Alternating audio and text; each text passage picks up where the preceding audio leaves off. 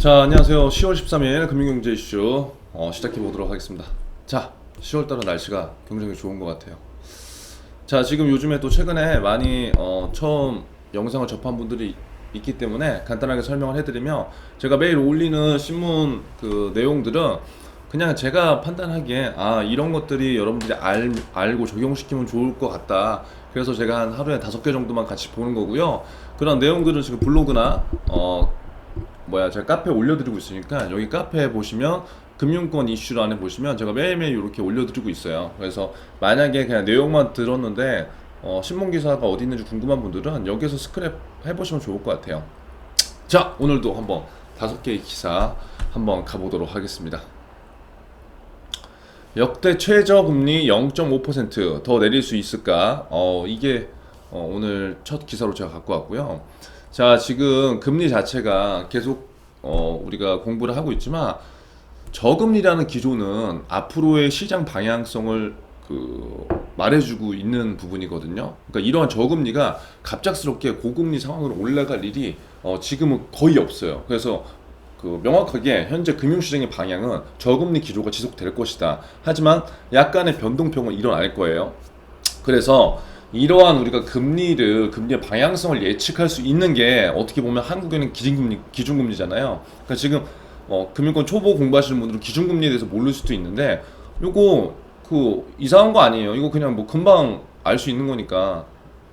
여기 보시면 한국은행 기준금리가 우리나라 시장에 대한 방향성을 어떻게 보면 잡아주는 기준이 되는 금리다. 그렇게 생각하시면 돼요. 그래서 이러한 기준금리의 영향에 따라서 각 시중 은행들이 금리를 변동하는 거죠. 그러니까 한국은행의 기준금리를 이렇게 낮추는 상황인데, 야, 우리은행은 금리를 엄청나게 올릴 거야. 이런 상황은 안 된다는 거예요. 그러니까 이러한 흐름들은 이해해 보시면 돼요. 그래서 보시면 2017년 7월에 지금 한국은행 기준금리가 1.25%였고 이렇게 약간 상승을 보였으나, 2019년이 되면서 어떻게 돼요? 계속적으로 지금 하강 국면에 들어섰죠. 그러니까 이게 지금 여러분들이 보는 방향성이에요. 그리고 지금 9월에 0.5%까지 인하가 됐는데, 이 금리에서 앞으로 더 하향이 될까, 아니면 좀 더 상승을 시킬까, 아니면 보합을 유지할까, 이러한 것들 방향성들을 우리가 생각해 볼 필요가 있다는 거죠. 그러니까 이러한 방향성들은 맞지 않아도 그냥 내가 어떠한 근거에 의거해서 이 금리가 이렇게 될 것이라는 걸 우리가 예측을 해볼 수 있기 때문에, 그러한 것들을 보시고 예측을 한 게 중요한 게 아니라, 금리가 보합 상태로 됐을 때, 그리고 상승이 됐을 때, 하락이 됐을 때 각각 내가 지원한 산업과 그 다음에 그러한 것들 중에서 어떠한 영향이 있을까를 생각해 보시는 게 여러분이 해야 될 공부라는 거죠. 자, 보면 한국은행이 지난 5월 기준금리를 0.5%까지 인하한 후 실효화하는 우려가 제기되고 있다. 금리가 충분히 낮아져 추가적인 통화 정책에 효과를 내지 못할 수 있다는 것. 반면 경기가 악화될 경우 한 차례의 추가 금리 인하 여력이 있다는 의견도 있는 거예요. 그러니까 이러한 상황이 됐을 때 꼭 한 방향의 생각이 옳지 않은 거예요. 그러니까 이렇게 더 금리 인하해봤자 통화정책의 효과 못 내, 이러한 분들도 있을 거고, 또 어떠한 분들은 아니야, 경기 악화 한 번 더 되면은 한 번 더 금리 인하해서 좀 더 풀어주는 게 좋아. 그러니까 이렇게 양방향 의견이 갈릴 수 있다는 거죠. 그러니까 우리는 이거 두 개를 다 일단 받아들여야 돼요. 자, 12일 한국은행에 따르면 지난해 10월부터 1.25%였던 기준금리가 3월 0.75, 그 다음에 5월 0.5%로 두 차례 인하가 됐어요. 그러니까 이걸 모르셨던 분들은 오늘 저랑 같이 하면서 이거 공부하는 거예요. 지난해 10월에 1.25에서 3월에 0.75, 많이 떨어졌죠. 0.5. 그 다음에 또 0.25가 떨어졌으니까. 한은은 코로나19로 흔들리는 경기를 부양하기 위해서 선제적 통화 정책이라고 설명을 했지만, 금리가 역대 최저치인 0%대에 진입하면서 실효 하한에 들어선 게 아니냐는 지적이 나왔다. 한은도 이를 시인했대요. 그래서 이러한 내용이고, 자, 다만 전문가들은 아직 기준금리가 실효화한이 들어선 것이 아니라고 진단했다. 경기 상황이 추가적으로 악화된다면 한 번 정도는 금리 인하 카드가 더 쓸 수 있다는 소리죠. 그러니까 아까 위에서 얘기했지만, 지금 현 시점을 보는 기조는 또 양방향으로 갈리기 때문에 어떠한 분들은 현재 경제가 지금 코로나 때문에 뭐 이런 이슈들이 계속 있고 소상공인이나 자영업자도 힘들어하는데 이러한 상황이라 한 번 더 금리를 인하해서 부양을 좀 더 해야 되지 않느냐, 금리 인하 카드 한 번 더 써야 되지 않느냐, 그렇게 쓸 수 있다는 그냥 생각들을 얘기한다는 거예요. 가장 큰 근거는, 그러니까 여러분들이 신문 기사를 읽으면서 이런 근거도 내 것을 받아들여야 된다는 거죠. 왜? 지금 내가 예를 들어서 이 기사에 대해서 아무것도 몰라. 그러면 내 생각이 당연히 나올 수밖에 없겠죠. 그러면 당연히 이런 기사들을 토대로 해서 이러한 생각이구나라는 걸 내가 일단 알아야 돼요. 그리고 이러한 것들을 많이 쌓아야지 그 다음 내 생각으로 표현할 수 있는 거니까. 가장 큰 근거는 뭐예요? 미국의 기준금리와 대외 자본 유출 가능성이래요. 왜? 미 연준이 계속적으로 그 기존의 요런 금리에서 이렇게 인하했잖아요. 그러니까 미 연준에 맞춰서 우리나라도 요렇게 간다는 거예요. 또 분기마다 발표하는 이러한 FOMC에서도 3년까지 2023년까지 장기 저금리 기조를 유지할 것으로 전망을 했다는 거죠. 국내 자본이 높은 금리를 찾아 해외로 유출될 가능성이 뭐 낮아졌다, 뭐 그런 의미도 될 수 있는 거죠. 그래서 이거를 한번 쭉 보시면 이러한 내용이 나왔네. 그걸 보시고요. 부동산 주식 버블 부작용도 있대요. 뭐냐 한번 볼까요? 실제 금리 인하 가능성을 별개 머니투데이가 10명 대상으로 물은 결과 만장일치로 동결을 예상했대요. 동결. 그러니까 대부분 시장 전문가들이 보기에는 채권 시장 전문가들이 보기에는 0.5% 동결을 갈 거다. 향후 기준금리에 대한 전망에서도 경기가 현 성장 수준을 이어간다는 전제하에 최소 내년까지 동결된 인상으로 동결된 후 그 다음에 인상을 시킬 거라고 전망했대요. 왜냐? 자산 시장의 버블 우려가 가장 크대요. 추가적인 금리 인하는 뭐예요? 금리가 인하되면 부동산 주식 시장에 더 큰 과열을 부추길 것이라는 지적이에요. 이거 왜 그런 거예요? 금리가 지금 0.5%였다가 갑자기 또 0.25%나 0%로 한국은행 기준금리를 낮춰버리면 어떻게 되겠어요? 지금 계속 제가 여러분들이 강조한 B2 영끌 나오잖아요. 왜냐면 예전에 10만 원의 이자를 내야 됐다면 지금 예를 들어 3만 원의 이자를 내. 그러면 소득이 어느 정도 안정되거나 현금 흐름이 가능한 사람들은 지금 대출을 많이 받는다는 거죠. 그래서 뭘 해요? 부동산과 주식 시장에 돈을 쏟아 붓는 거예요. 그래서 여기서 얘기한 것 같이 자산 시장의 버블 우려가 크다고 한 게 이러한 내용이에요. 추가적으로 금리를 인하해주면 소비자들 입장에서는 금리에 대한 이자를 내는데 별로 부담이 없다는 거예요. 그래서 그러한 자금들을 일단 받아서 투자를 하기 때문에 그렇게 되면 버블 우려가 생길 수밖에 없기 때문에 그런 문제가 된다는 거예요. 여기 또 나왔잖아요. 부동산과 주식 등 자산시장 투자를 위한 이른바 영끌, B2 현상으로 가계부채 규모는 더욱 커지는 모습이다. 그러니까 금융당국에서 이거를 상당히 안 좋아한다는 거죠. 그래서 현 상황에서 금리를 낮춰봤자 지금 현 경제 상황을 부양하는 것보다는 있는 사람들이 또 이러한 제도들을 활용해서 자산에 대해서 자산 시장의 버블을 위해서 투기나 이런 것들을 할 거기 때문에 오히려 부작용이 더 클 거다. 그러한 지금 생각들을 보여주고 있다는 거예요. 그래서 이 내용 한번 보시고요. 두 번째, 이건 또 뭐예요? 은행 돈 빼돌려 가상화폐 샀네. 얼마 전에 제가 기업은행 모 지점장 관련돼서 얘기를 했는데 그러한 금융사고가 꼭 비단 한 은행 뭐 그런 특정 직원한테만 일어나는 게 지금 아니라는 현실을 보여주는 거예요. 상반기에만 21건 31억 원이 이런 사건 사고가 일어났다는 거죠. 자, 그래서 우리가 봐야 될 거는 여러분들이 갖고 있는 돈의 생각 굉장히 여러분 중요합니다. 그런 것들이 여러분들의 가치관이나 성장 과정에 묻어있을 수가 있어요. 이거 만약에 여러분들 뭐 힘들게 들어갔는데 이러한 사건 사고가 일어나면 되겠어요? 그리고 중요한 건 뭐다? 여러분들은 물론 아니겠지만 내 옆에 직원이 만약에 이러한 걸 내가 봤어. 그러면 어떻게 해야 돼요? 이러한 것들이 면접에도 물론 나올 수 있는 거겠죠. 그러니까 면접을 위한 준비를 하는 건 아니지만 충분히 왜? 이러한 사건 사고가 많았기 때문에 여러분들하고 똑같이 힘들게 지금 준비해서 취업이라는 걸 했을 건데 이걸 왜 했냐고. 왜? 참, 우리은행 직원이 여러분, 그러니까 뭐 우리은행 직원이라고 다 이런 게 아니에요. 그런 걸 보고자 제가 기사를 갖고 온 게 아니기 때문에 잘 보세요. 우리은행 직원이 참고 있는 돈을 빼돌려 가상화폐에 투자하는 등 올해도 어이없는 금융사고가 은행권에서 잇따라 발표됐다. 우리은행 영업직원 A씨는 지난 3월 가상화폐에 투자하겠다고 하며 두 차례에 걸쳐 은행자금 총 1억 8,500만 원 횡령했다. 이게 말이 돼요, 여러분? 그러니까 이거 말도 안 되는 소리잖아요. 그리고 가상화폐에 일단 투자했다.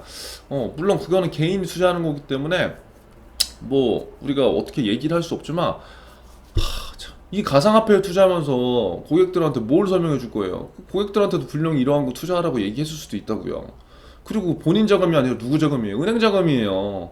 그러니까 이런 거 보면은 그러니까 면접을 지금 아무리 뭐 구조화 면접을 하고 뭘 한다고 하더라도 단시간 동안 사람을 보고 뽑는 거기 때문에 이러한 문제가 일어날 수밖에 없다는 거죠. 자, 또 보세요. 국민은행 한 영업점 직원은 시제금을 부당만 추려고 현금이 부족한 상태에서 그대로 시제를 마감하는 방식으로 460만 원을 챙겼다. 시제금은 고객 예금을 대출하고 금고 안에 남아있는 돈으로 지급 준비를 하는데, 그러니까 이거 여러분들 은행 가면 시제를 맨날 마감을 하는데 저 잘 이해가 안 되겠지만 하여튼 시제를 마감하는 방식으로 이 460만 원 챙겼대요. 그러니까 지금 국민은행에서 일하는 영업점 직원이 460만 원이 없어서 이걸 했을까요? 물론 급한 어떤 사유가 있을지도 모르겠지만 이거는 저는 보면 볼수록 참 의아하네요. 460만 원. 신한은행에서도 시제금 1,400만 원. 하나은행도 지인 명의로 3억 7천만 원 대출받은 후. 그러니까 여러분 이런 거 보면은 이게 뭐예요? 이 굉장히 은행, 증권, 뭐 보험 다 금융업은 내 돈이 아니라 일단 고객들의 돈, 타인의 돈을 우리가 만지는 직업이잖아요. 그렇다고 한다면 거기에서 가장 윤리적으로 중요하게 될 게 어떠한 부분인가를 생각해 봐야 돼요. 그리고 이러한 것들이 왜 중요한가? 이게 지금 은행별로 다 나와 있지만 없는 은행도 있잖아요. 예를 든다면 이거 얼마나 은행에 대외적으로 이거 망신입니까? 망신. 물론 이 은행에 있는 직원들이 다 그런 건 절대 아니지만 나 하나로 인해서 조직적으로 이러한 피해를 줄 수밖에 없다는 거예요. 그러니까 여러분들이 맨날 자소서에서 강조하고 면접에서 나는 정말 책임감 있는 사람이다. 협업을 중시하는 사람이다. 나는 정말 코어기 좋은 사람이다. 맨날 강조하지만 그 글들만 보고 알 수 없다는 이유가 이러한 사람들이 아직 있다는 거죠. 그래서 우리가 한번 심각하게 생각을 해봐야 돼요. 정직과 윤리, 그 다음에 금융인의 태도 이런 것들을 내가 본질적으로 어떻게 갖고 있는 사람이고 이러한 금융사고가 왜 발생됐는가, 그리고 만약에 내 옆에 직원들이 이러한 상황들이 발생됐을 때 내가 조치할 수 있는 방안은 무엇인가, 이러한 것들을 진실성 있게 고민을 해봤으면 좋겠어요. 그리고 오히려 더 많이 알기 때문에 금융회사 직원들 많이 알기 때문에 많은 투자들을 하다 보니까 이러한 사고가 일어나는 것도 있어요. 가상화폐나 이런 거 일반 사람들 모를 수 있잖아요. 근데 누가 어디서 내 옆에 직원이 어디에서 투자를 해서 벌었어. 그러면 굉장히 나도 하고 싶다는 거죠. 그럼 자기 돈으로만 하면 되는데 문제는 뭐야? 고객들 돈, 우리 지점 돈이 있으니까 그거를 빼서 한다는 거죠. 이거 실형 받아야죠. 안 그래요? 남의 돈을 이렇게 쉽게 사용하는데? 아까도 나왔지만 다른 사람 명의로 해서 담보대출 일으키는 이건 말도 안 되는 소리예요, 여러분. 그러니까 이 부분 한번 생각해 보시고요. 이건 뭐 보험 관련 회사, 요즘에 뭐 보험회사도 많이 몇 군데 뜨고 있어서 갖고 와봤는데 이런 거예요, 여러분. 보험회사를 우리가 지원할 때도 손해보험회사와 생명보험회사가 이제 다른데 대부분 생명보험회사가 파이가 크죠. 그래서 이 얘기는 뭐냐면 손해보험사가 수입보험료가 들어오는 보험료가 생보사 턱 밑까지 추격했다는 거예요. 그러니까 예전에는 약간 생보사가 훨씬 더 우량하고 그랬는데 지금은 그게 아니라는 거죠. 5대 손보사 점유율이 높아졌다. 자, 뭐냐, 왜? 손해보험사의 수입보험료가 매년 늘어나면서 주요 대형 생명보험사 점유율을 바싹 추격하고 있대요. 손해보험 업계와 생명보험 업계 간 수입보험료 격차가 빠르게 좁혀지고 있는 이유는 뭐예요? 설계사 분들의 이동. 설계사 분들이 한 곳에 계속 있는 게 아니라 계속 이동을 좀 하는 케이스도 많거든요. 그런 이동과 보험 상품 판매 트렌드의 변화, 이 트렌드의 변화는 그 상품의 그 변화로 이제 나타나는 거예요. 이러한 이유 등 복합적인 요인이 존재한다고 업계 관계자는 입을 모으고 있대요. 자, 보시면 12개 보험사의 수입보험료는 61조 원, 그중 대형 손보사라고 하면 어디예요? 삼성, 그 다음에 현대해상, DB 뭐 막 하면 25조 원으로 전체의 40조 원을 했대요. 보시면 수입보험료 차이가 지금 화재보험이랑 엄청나게 많이 따라왔어요. 그러니까 이런 것들을 보면서 여러분들이 뭘 생각해 봐야 된다면 생명보험과 손해보험 똑같은 계열사 중에서 회사 중에서 그 선택을 할 때 난감하잖아요. 그러니까 생명보험회사가 그 판매하는 게 무엇이고 손해보험회사가 판매하는 게 무엇인지 그런 것부터 체크해 보면서 내가 생명보험사에 지원을 할까 아니면 손해보험사에 지원을 할까 그런 것들도 미리 생각을 해보시는 게 좋을 것 같아요. 특히 현대해상, DB손보, KB손보 여기가 대형 손보사인 한화생명과 교보생명 바짝 다 하고 있대요. 와, 그러니까 여러분 이번에 현대 DB 쓴 사람들은 굉장히 괜찮은 거죠. 보험업계 관계자는 대형 손보사들의 원수보험료가 덩치가 커지면서 점유율을 좁혀나갔다. 그래서 아무튼 이렇게 손해보험사가 바짝 추적하고 있다는 거예요. 좁혀지고 있는 점은 뭐예요? 실질 수익으로 잡히는 보험료 수익 점유율이 좁혀지고 있다는 점은 생명보험업계가 자산 규모 대비, 그러니까 뭐예요? 생보험업계는 자산 규모는 되게 큰데 수익성이 지금 떨어진다는 거예요. 수익성. 손보사들은 여기 나오잖아요. 뭘 파는지 손보사가. 손보사들은 건강보험, 장애보험, 생활보험 등을 하나로 묶은 통합보험 판매 확대와 실손보험 등 장기 상품을 강화하면서 수입을 늘리고 있다는 거예요. 그러니까 이것들이 뭐예요? 어떻게 보면 손보사에서 지금 판매하고 있는 상품이죠. 그럼 손보사에서 판매하고 있는 상품들은 철저한 목적에 의거해서 이러한 다양한 상품들이 있다는 거예요. 그렇죠? 그럼 보세요. 여기 중요한 게 나와 있잖아요. 생보사는 주력 상품이 뭐예요? 종신보험과 변액보험. 그러니까 상품의 구조가 그 업계의 트렌드를 바꿀 수 있다는 거예요. 그러니까 예전 대비해서 예전에는 종신보험과 변액보험을 지금 많이 가입했다면 지금은 이 두 개의 상품보다 뭐예요? 건강보험이나 장애보험, 생활보험 이러한 통합보험, 장기보험들 많이 더 가입할 수밖에 없는 추세라는 거죠. 왜? 보험료가 훨씬 더 싸고 다양한 기능도 있으니까. 그러니까 이러한 것들 때문에 고객들 입장에서는 생보사보다 손보사로 많이 상품을 가입할 수밖에 없다는 거예요. 그리고 뭐예요? 올해 1분기 기점으로 손해보험의 전속 설계사 수가 추월하기도 했대요. 그러니까 여기 또 보면 손보사 역시 저성장 저출산 등 요인으로 둔화되고 있는 상황이지만 상대적으로 생보사보다 수입보험료의 성장 속도가 빠른 만큼 손익 규모가 앞으로 더 벌어질 거다. 중요한 거예요. 그러니까 앞으로의 성장 가능성을 내가 어떻게 판단하냐. 지금 생명보험사를 지원하는 사람도 있겠지만 손해보험사가 이러한 이유로 나는 손해보험사를 지원한다. 그 중에서 왜 현대해상이냐, 왜 삼성화재냐 이런 것들은 내가 이제 만들어야 된다는 거죠. 그래서 일단 생보사가 갖고 있는 것보다 손보사는 훨씬 더 다양한 상품들을 갖고 있어요. 다양한 상품들을 갖고 있다는 건 다양한 보장을 할 수 있는 풀이 많다는 거죠. 그러면 뭐예요? 그 많은 사람들의 니즈에 조금 더 부합되는 상품들이 굉장히 다양하게 나오기 때문에 훨씬 더 많은 사람들의 니즈 충족을 시켜줄 수 있다는 거고, 그러한 것들이 앞으로도 뭐예요? 많은 사람들이 찾게 할 수 있는 이유가 될 수 있다는 거예요. 그래서 요거는 한번 보고 넘어가면 괜찮을 것 같아요.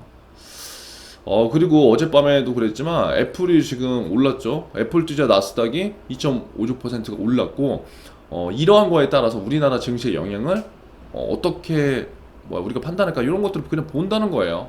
그러니까 증권 관련돼서 취업을 준비하는 분들은 제가 계속 얘기하지만 이런 부분들을 좀 더 내가 생각하고 이러한 방향과 분석을 내 스스로 할 수 있는 영향들이 있으니까 조금 더 근거나 이런 것들을 내가 명확하게 유지를 하면 좋을 것 같고, 그냥 단순하게 금융권을 준비하는 친구들은 매일매일 좀 봐야죠. 방향성이 어떤가. 그래서 아무튼 지금은 나스닥이 어제 애플을 중심으로 이렇게 올랐는데 현재 우리나라 코스피가 2400이 지금 넘은 상태지만 이게 지금 현 시점에서 좀 더 갈까 안 갈까 그런 것들을 한번 방향성을 뒀다는 거죠. 그래서 애플, 아마존 등 대형 기술주가 뉴욕 증시를 끌어올렸고, 뉴욕 증시는 4거래일 연속 상승해서 뭐예요? 최근 조정이 됐었잖아요. 그 조정폭을 대부분 회복했다는 거죠. 그래서 이렇게 거래를 마쳤고, 특히 대형 기술주가 이러한 것들을 상승장을 이끌었다. 자, 기대치가 이미 낮아져 있는 상황만큼 실적이 예상치를 웃도는 어닝 서프라이즈가 많을 것이라고 됐고요. 기술주의 급등송 나스닥은 뭐예요? 지난달 9일 이후 가장 많이 올랐다. 이렇게 보시면 될 것 같아요. 그래서 항상 증시는 이게 변동성이 계속 있기 때문에 이러한 내용들을 꾸준하게 우리가 살펴봐야 된다는 거.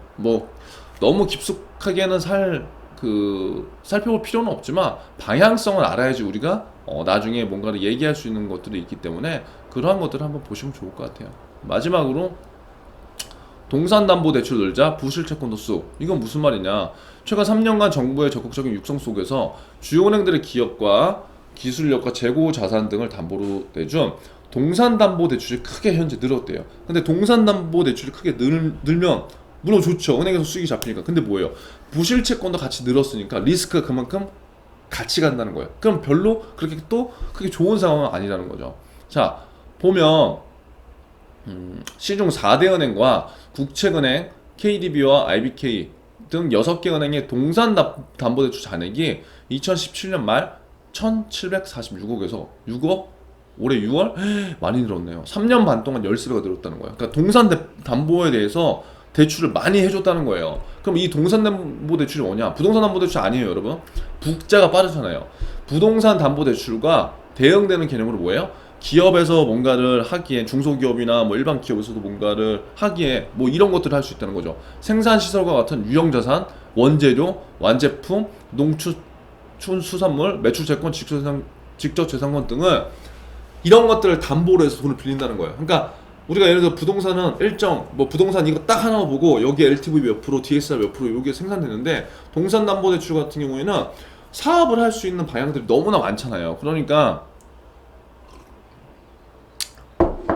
그 사업을 할 수 있는 그런 것들이 많기 때문에 그게 그 담보가 원재료가 될 수도 있고 완제품이 될 수도 있고 농축산물이 될 수가 있고 직접 재산권이 될 수도 있다는 거죠. 그러니까 이러한 항목에 맞춰서 다 동산담보로 대출을 할 수 있는 거예요. 그러한 것들이 동산담보대출이라는 거예요.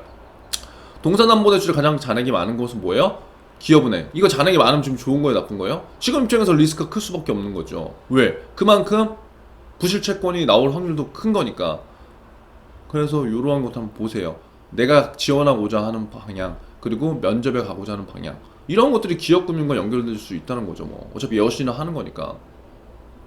그래서 쭉 보면은 부실채권이 지금 계속 늘어나고 있다는 게 지금 문제고, 우리은행, 신한은행, 국민은행, 시중은행은 규모가 작았대요. 그러면 예를 들어서 국민은행이 이번에 면접을 보러 갔을 때 만약에 뭐 이러한 것이 얘기가 나올 수도 있잖아요. 그러면 뭐 국민은행은 뭐예요? 건전성 관리를 잘한 거라고 판단할 수 있다는 거죠. 계속 얘기하지만 건전성 관리가 잘 됐다는 건 뭐야? 고객한테 그만큼 적시에 고객이 원하는 시기 때 그 돈을 어떠한 이유 없이 잘 지급할 수 있는 능력이 되고, 그러한 것들은 고객이 신뢰를 받아볼 수 있는 가장 큰 강점되는 거기 때문에 이런 것들은 국민은행에서 우리가 살릴 수 있는 포인트가 또 될 수 있다는 거죠. 그래서 기업은행 측면에서 봤을 때는 물론 담보대출이 많이 나가서 뭐 그때 당시에는 좋았을 수도 있지만, 이러한 것들이 리스크를 끌어올리는 하나의 중요한 이슈가 될 수 있기 때문에 이러한 것들을 어떻게 잘 관리하고 기업들을 잘 부실 채권을 더 이상 만들지 않게 어떻게 노력할까, 그러한 것들도 우리가 한번 생각을 해볼 수 있으면 좋을 것 같습니다. 자, 아무튼 오늘 10월 13일 금융 이슈 마무리하겠습니다. 오늘도 화이팅 하시고, 자, 좋아요와 구독 누르고 끝내주세요. 자, 오늘도 화이팅이세요.